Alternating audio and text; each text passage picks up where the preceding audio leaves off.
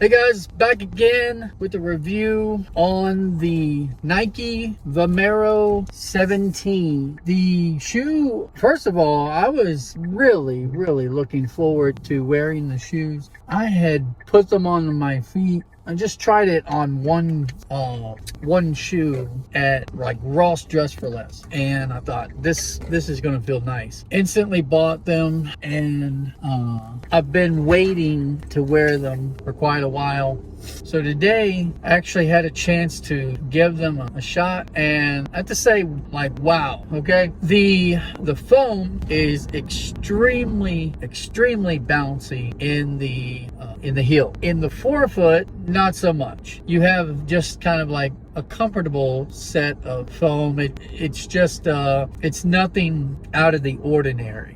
You're not going to get a lot of spring or cushion or anything from the forefoot. It's in the heel. Now, it was kind of a mixed bag when it came down to it for me.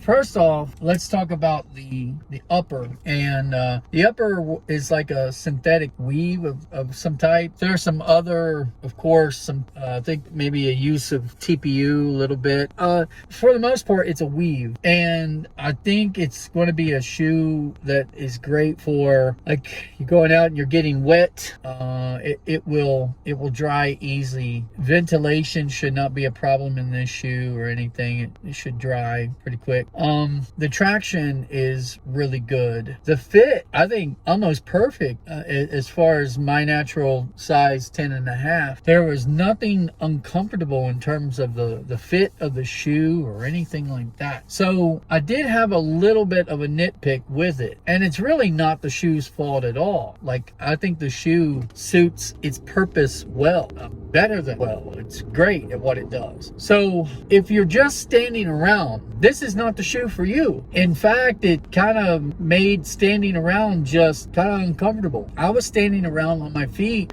a lot today with just moving around minimally, and it it got to a point where it was a little uncomfortable. And I'll tell you why. The back foam, the back heel, it's a pretty big stack foam. Now, when you're on that heel, that feels pretty nice, right? But then because you're standing there, if you position all your weight on your back heels, it's a little unstable because you need a balance of the heel and the forefoot. Otherwise, you're kind of rocking around a little bit. So you find yourself putting your weight on the forefoot. But then because the stack height of the heel is so high, there's such a grade on that, it's that becomes uncomfortable to stand on that slope. And so if you're just standing around or whatever, yeah, this shoe is not for you. Don't wear it. Now, even on a walk, just a normal walk, not a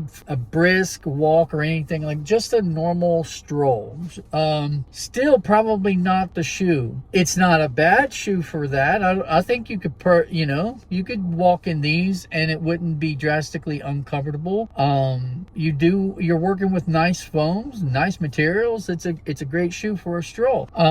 But it's not super great, all because of that grade. Now, I noticed that once I picked up the pace in the walk, that's where it shines, because you're going to come down with that heel, and now you've got a super big foam stack to kind of help you with that, and then the natural slope of the shoe will lead you to keep that momentum up. And so yeah, once I've changed the pace of the walk to just a little bit more brisk, it was great. Now, I shouldn't have, but I did play basketball in these shoes today. And again, running shoes, I know, are not made for that side to side lateral stability and all of that, but I'm going to tell you now, like, this shoe was fine for all of that. Like, and at no point did it feel unsecure. Like when I was a kid, we would have one pair of shoes, and that one pair of shoes had to last us sometimes the entire year. You might get another pair at Christmas or something, or right before school started, but it was one pair of shoes, and it had to work for everything. And back then, I wasn't aware of specific shoes for specific purposes. Yeah, I mean, we understood that boots had a purpose, but when it came to shoes, some kids might be rocking a pair of Vans, some kids might have basketball shoes, some kids might have a running shoe, and I didn't really think of anything of it. You know, you just kind of wore what you wanted to wear, and then you went into a gym class, and that shoe, you didn't really put a lot of thought, at least when I was a kid, I didn't put a lot of thought into what that shoe was actually designed for. So plenty of times I've played basketball in running shoes that were never designed for basketball,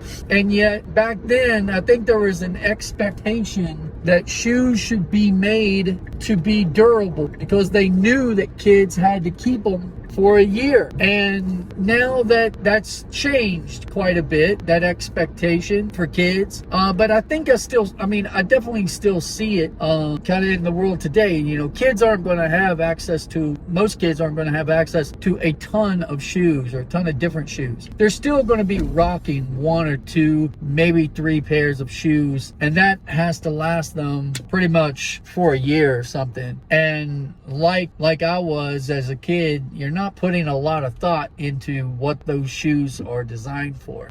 That was a little bit of a rant on that, but it comes down to the Vomero 17. I feel like it's a fantastic shoe. It was forgiving, you know, even on the side-to-side mobility. If you got caught playing basketball in these, I don't think it's going to like ruin your day or anything like that. Now, if you're really putting them to the test and you're doing a lot of side-to-side mobility cuts and things like that, you're probably asking for trouble. You're asking for the shoe to do a lot more than it was designed for. I really think it's a fantastic shoe for a lot of different things, and the only thing that it wasn't well suited for was just standing still. That's about it. That's all I need to say about it. Thanks for watching. See you all later.